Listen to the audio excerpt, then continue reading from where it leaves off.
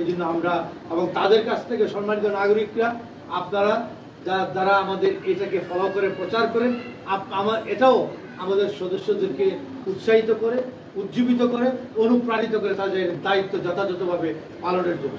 এই জন্য আমি আপনাদেরকেও ধন্যবাদ এবং কৃতজ্ঞতা জানাচ্ছি এবং আমি এদেশের সম্মানিত নাগরিকবৃন্দকে ধন্যবাদ এবং কৃতজ্ঞতা জ্ঞাপন করি।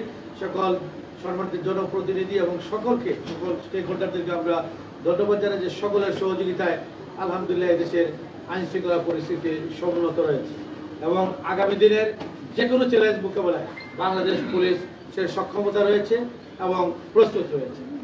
আপনারা সবাই দোয়া করবেন আমরা যাতে এদেশের মানুষের কাঙ্ক্ষিত সেবা আগামী দিনও সেবা দিতে পারি এবং মুক্তিযুদ্ধের সময় যেভাবে আমরা প্রথম বুলেট নিক্ষেপ করে বাংলাদেশ পুলিশকে আমাদের পূর্বসূরীরা গর্বিত করেছে, এদেশকে স্বাধীনতার প্রথম বুলেটটি তারা নিক্ষেপ করে যেভাবে আমাদেরকে এই বঙ্গবন্ধুর আহ্বানে যেভাবে তারা এদেশের স্বাধীনতা যুদ্ধে ওই সাহসিকতা দেখিয়েছিল, সেই অনুরূপভাবে সেই স্বাধীনতা যুদ্ধের মহান স্বাধীনতার চেতনায় উজ্জীবিত হয়ে প্রতিটি পুলিশ বাহিনীর প্রতিটি সদস্য তাদের দায়িত্ব পালনের জন্য প্রস্তুত রয়েছে। আমার বক্তব্য ধৈর্য ধরে শোনার জন্য আমি আপনাদেরকে ধন্যবাদ এবং কৃতজ্ঞতা জানাচ্ছি।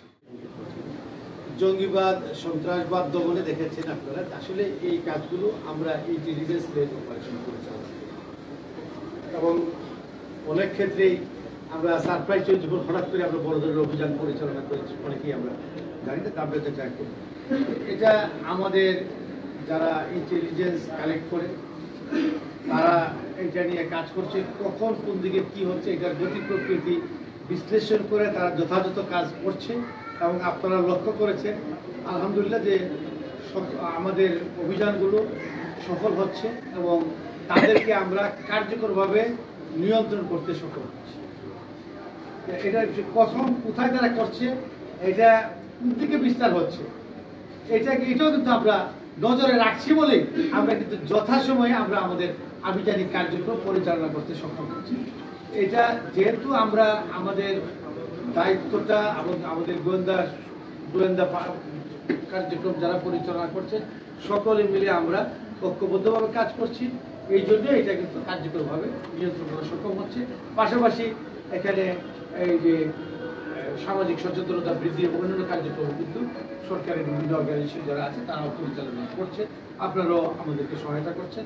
যখনই যেখানে তথ্য পাওয়া যাচ্ছে এবং আমরা সফল অভিযান পরিচালনার মাধ্যমে তাদেরকে বিরুদ্ধে আমরা ব্যবস্থা নেওয়া হচ্ছে প্রতিটি ক্ষেত্রে এবং এটা যে তারা যে শুধু পাহাড়েই করছে বা কোথায় করছে, যখন যেখানে হচ্ছে এটা আমরা লক্ষ্য রাখছি, এই কথাটা শুধু আমি বলবো।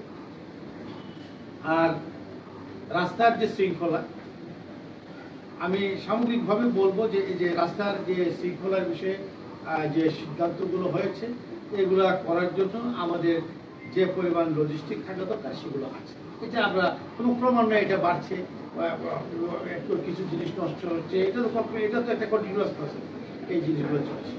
একটা জিনিস বলেছে যে পর্যাপ্ত গাড়ি, এটা সঠিক বলেছে যে গাড়ির যে বিষয়টা এককালে আপনি চিন্তা করেন আজকে থেকে আমরা যখন প্রথম চাকরিতে ঢুকেছি ওই সময় দেখেছি 2-1টা থানাতে গাড়ি ছিল, কিন্তু এখন এমন কোনো থানা নাই যেখানে গাড়ি নেই। এবং এখন আমরা গাড়িকে প্রকিউর করছি, আমরা দিচ্ছি, এটা নিঃসন্দেহে সকলে মিলে আমরা দায়িত্ব পালন করছি।